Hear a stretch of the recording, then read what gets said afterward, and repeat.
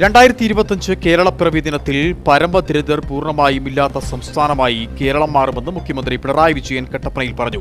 ബിജെപിയുടെ സംഘപരിവാർ അജണ്ടയെ എതിർക്കാനും കോൺഗ്രസ് തയ്യാറാകുന്നില്ലെന്നും മുഖ്യമന്ത്രി പിണറായി വിജയൻ കട്ടപ്പനയിൽ പറഞ്ഞു. ഇടുക്കി പാർലമെന്റ് മണ്ഡലം LDF സ്ഥാനാർത്ഥി അഡ്വക്കേറ്റ് ജോയ്സ് ജോർജിന്റെ തെരഞ്ഞെടുപ്പ് പ്രചരണാർത്ഥമായിരുന്നു മുഖ്യമന്ത്രി പിണറായി വിജയൻ ഇടുക്കി ജില്ലയിലെത്തിയത്.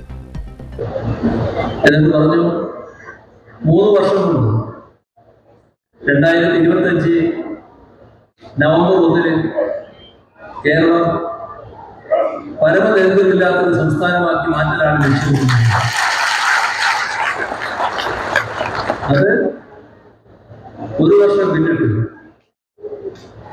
കഴിഞ്ഞ നവംബർ 1 കേരളത്തിന്റെ മുന്നിൽ ആ കണക്കുകൾ അവതരിപ്പിച്ചു.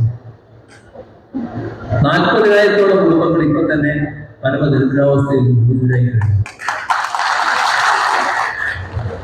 2025 നവംബർ 1 ആണ് പൂർണ്ണ പ്രഖ്യാപനമെങ്കിലും ഈ വർഷം നവംബർ 1 തന്നെ ഏറെക്കുറെ പരമദരിദ്ര കുടുംബങ്ങളെ എല്ലാം മോചിപ്പിക്കാനുള്ള നീക്കങ്ങളാണ് കേരളത്തിൽ നടന്നുകൊണ്ടിരിക്കുന്നത്.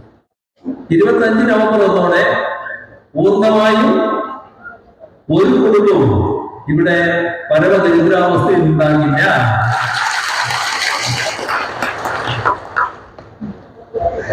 ഇത് കേരളത്തിൽ പറയുമ്പോൾ എത്ര സംസ്ഥാനങ്ങൾക്ക് ഇത് പറയാനുണ്ട്?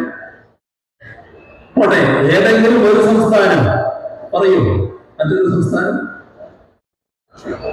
ഏതെങ്കിലും മറ്റൊരു സംസ്ഥാനത്തിന് ഈ ഒരു നയം ഈ പരമദരിദ്രാവസ്ഥയിൽ ഒഴിവാക്കും എന്ന നിലപാടെടുത്ത് ആ പ്രവർത്തനം നടത്താനാകുമോ?